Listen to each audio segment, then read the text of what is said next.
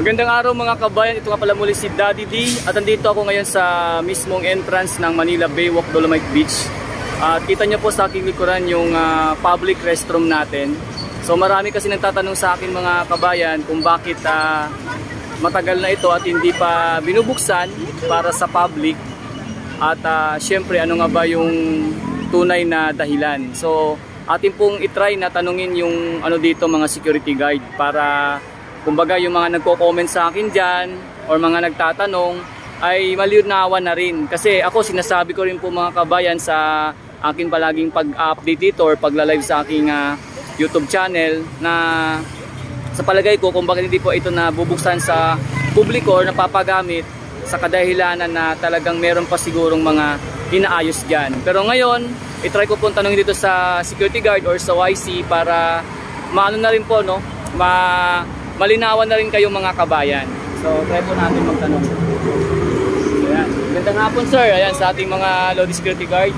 And siyempre isa po dito ng OIC na lagi po nandito para ipatupad po seguridad sa mga namamasyal dito nga po sa Manila Baywalk Dolomite Beach. Sir, pwede ba kung ano sir magtanong sa sayo sir? OIC? Okay. Ayan. Yan sir, no?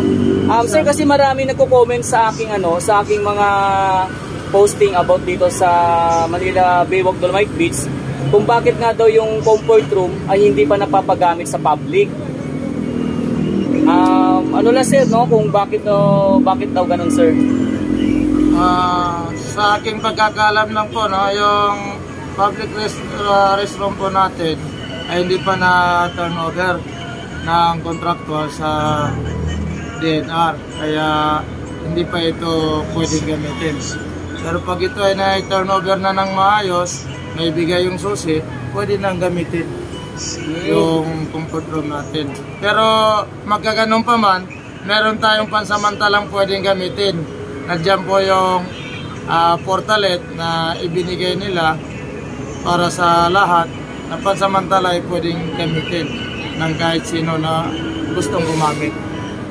Okay, so maraming salamat sir, no? Antayin lang po natin kung kailan yung notice nila na pwedeng gamitin yung pangkalahatan na public restroom. Pero yung mga senior naman, saka mga buntis, saka PWD, meron naman po nagagamit na CR para sa kanila. So ibig sabihin sir, pwede silang pumasok dyan? Yung mga opo, senior? Kasi meron na po mula noong July 1, nag-umpisa na merong mga nag-ano po dyan. Nagbabantay na. Nagbabantay na. Opo. So ibig sabihin na bali sa for the meantime sir sa ngayon sa mga senior PWD buntis na gagamit na nila yung public restroom. Opo, pero sa pangkalahatan hindi pa muna kasi dahil nga sa hindi pa na-turn over. Opo. Ayun. So yun malinaw mga kabayan ko kasi maganda na rin yun na nagtanong kayo dito kasi yun nga malimit po na nakikita ko sa inyong mga comment na kung saan dito nga yung public restroom palagi yung inyo nakikita na sa mga napupunta rito kung bakit hindi pa nabubuksan para sa publiko.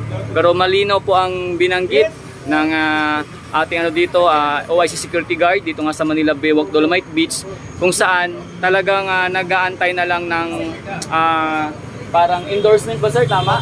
Ayun, endorsement, no, para tuluyan nang mabuksan. Pero sinasabi ko nga po sa inyo dahil ako nga po ay talagang nag-update lang dito at hindi naman po tayo laging kumbaga wala po tayo dun sa my loob, hindi po natin alam yung naging kadahilanan, pero sinasabi ko po sa inyo na meron pa talagang mga inaayos na dapat ayusin. So yun na nga po yung narinig natin kay OIC security guard dito. At huwag po kayo mag-alala kasi lagi ko naman po binabanggit sa aking mga live dito sa Manila Bay na kung hindi nyo po kayo makagamit ng comfort room ay meron naman pong portalet na naka-ready para sa lahat po ng mga namamasyal kung sakaling kayo ay maabutan ng tawag ng kalikasan. So yan po mga kabayan ko, no, yung ating dito. Sana malinaw po sa lahat kung bakit hindi pa talaga tuluyang binubuksan sa public or sa mga kabayan na nagtatanong kung bakit hindi pa nagagamit yung public restroom dito. So yan, salamat kay Sir YC, no, sa kanyang naging sagot dito sa mga katanungan ninyo mga kabayan at sana Yun na po yung pinakasagot din natin sa inyo sa mga comment ninyo sa hindi lang sa aking YouTube kundi pati sa aking Facebook page. At yan, napapasalamat din po ako siyempre yung sa ating po mga security guard dito. Talagang sila po ay nandito para ipatupad palagi yung mga seguridad sa mga lahat po na namamasyal sa Manila Baywalk Dolomite Beach para talagang kumbaga ma-enjoy ninyo yung pamamasyal nyo dito sa Manila Baywalk Dolomite Beach. So ito nga pala muli si Daddy D at salamat sa inyong palaging panunood, pag-support sa aking YouTube channel at FB page at kung saan salamat po sa mga nagla-like, share, follow and subscribe. So salamat po at isang mapagpalang araw sa inyong mga kabayan ko. Ayan, sa ngayon tuloy-tuloy po ang padating ng ating mga kabayan para mamasyal dito sa napakaganda nating Manila Baywalk Dolomite Beach. At sa muli, sana po ay maliwanag na po sa inyo sa mga nagtatanong kung bakit hindi pa nabubuksan itong ating public restroom in public. So salamat po muli at magandang araw mga kabayan.